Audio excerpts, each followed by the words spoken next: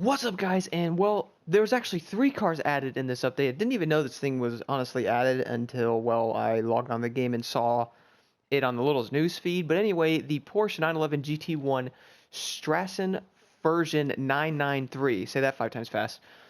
Definitely a sick-looking Porsche, and well, this thing is a hypercar in this game. Let's go see what we can do with customization. Alright guys, arriving at the customization, as you can see I do already have the blue color on there, but you can change the color, liveries, normal things with that, nothing go crazy there.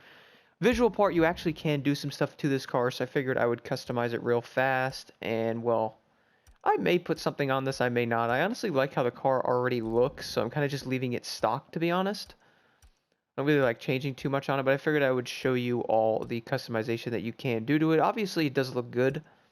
So, these are the front bumpers here. Definitely pretty cool looking. Moving on to the front fender, makes it carbon. Wow. Actually looks pretty cool. Again, I'm not probably going to do any of that because I like how the car looks already. You can change the rims, but I'm leaving the regular rims with the yellow calipers there. Matches the blue. Looks really nice. And then when it comes to side mirrors, you can make them carbon or put these little things on there, which personally I'll probably just leave those normal as well. And then skirts, you can make it carbon fiber. Looks like you can make the whole side carbon. I'll probably leave it again. I mean, it looks good just like, honestly, regular, just like that. When it comes to the rear fender, again, that will go carbon fiber. And then rear wing, you can make carbon, which I'll probably do that just because, well, looks nice, doesn't it? You can make it no wing as well. You can make that carbon. And then put that thing on there. And actually, I'm kind of wrong on the no wing there because it does look like it's inverted. Pretty cool looking though. Definitely depends what you want to do to it. And then when it comes to the rear bumper, might leave this stock as well, to be honest. Although it looks pretty cool. I don't think I'm going to put any of these on there. Not saying they look bad, I just like how the car looks originally, so I'll probably just leave it like that. And those are pretty much the rear bumpers. Kind of just changes the carbon fiber and the layout of the back a little bit there. Pretty much seems to be it. And then you could change the interior color, which, well, gotta match the car, right? So do that, and purchase that and put that on there. And that pretty much sum it up for the customization. Obviously, you could put whatever vanities you feel like putting on there. And I can't speak.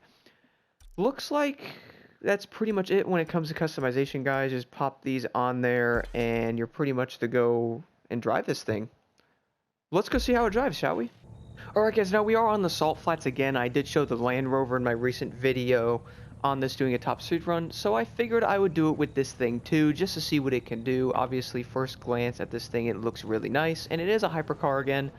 So adding to the hypercar collection, you can definitely take this thing out for a drive. Looking in the interior here, it obviously is pretty nice. It is obviously a race car, but nonetheless, very nice one. Alright, let's see what the top speed is. Now, this is with Nitro Chemist, do keep that in mind.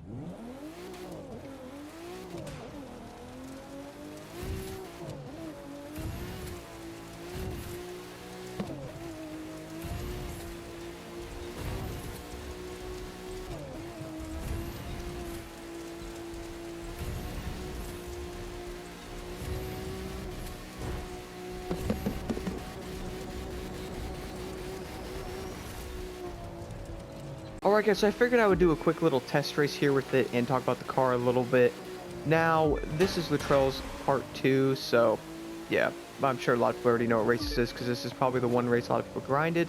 Anyway guys, let's get into this. So, how do I like the car so far? Well, when it comes to looks and sound, it's freaking awesome so far. I mean, just the looks alone on this car are really unique.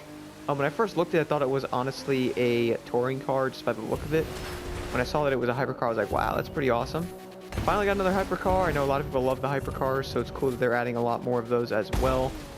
And then just soon we're going to have the Bugatti. Now, when it comes to handling, I do have a build on this car as well, so I would recommend putting this build on your car as well. I'll show that at the end of the video.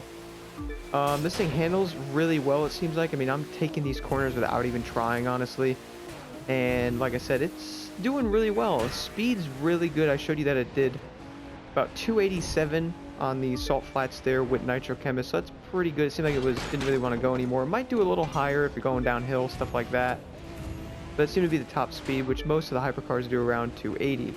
Coming up on the speed-wise again, guys, it does seem like it handles and drives very well. A lot of people have to test it out for themselves. Is it worth it over 800K? If you got the money to spend, why not? I mean, if you're not going to really race the car too much, if you're not a huge fan of Porsches, probably really no reason to own this vehicle. But if you're like me, you want to collect all the cars, so you keep buying them when they come out. And, well, you got another car to race, especially because we have the new Bugatti coming in a few weeks. And, well, maybe we can use this in one of the hyper races. Who knows? But probably not, because you're probably going to be able to drive Bugattis. As you guys are seeing this footage here, this thing seems to be doing very well, except for whatever that just was. On this race, it handles the turns very well. It seems to eat them. And if I could turn better, I'd be able to eat the corners as well. But it seems like it's doing a good job, and I'm honestly pretty surprised with it so far. If I had to give this car a rating, guys, I guess I kind of want to give it a 10 out of 10, but comparing it to other hypercars, it might be a little faster than this car. So, I mean, maybe 8 or 9 out of 10, somewhere around that there. I mean, this thing is just really nice. It is kind of, I mean, it comes price-wise, it's not too bad, but most hypercars are well over $1 million, like the Koenigseggs and Bugattis are over $2 million. So this car is actually pretty cheap for what it is. And it seems like it would not be a bad car to race. Top speed-wise, you're doing some of the high-speed hypercar races there. This car might not be the greatest. Maybe with Slipstream, you might be able to go a little faster. If you're doing racing events and things solo, obviously you can't do Slipstreaming with players if there's no one there. But besides that, guys, it's pretty much going to wrap this up. Would I buy this car? If you got the money to spend, I would do it. Test drive it first, see if you actually like it. Obviously, if you're a big Porsche fan, you're going to want to pick this thing up. That'll pretty much do it, guys. Thank you so much for watching, and I hope you enjoy the new Porsche that they've added.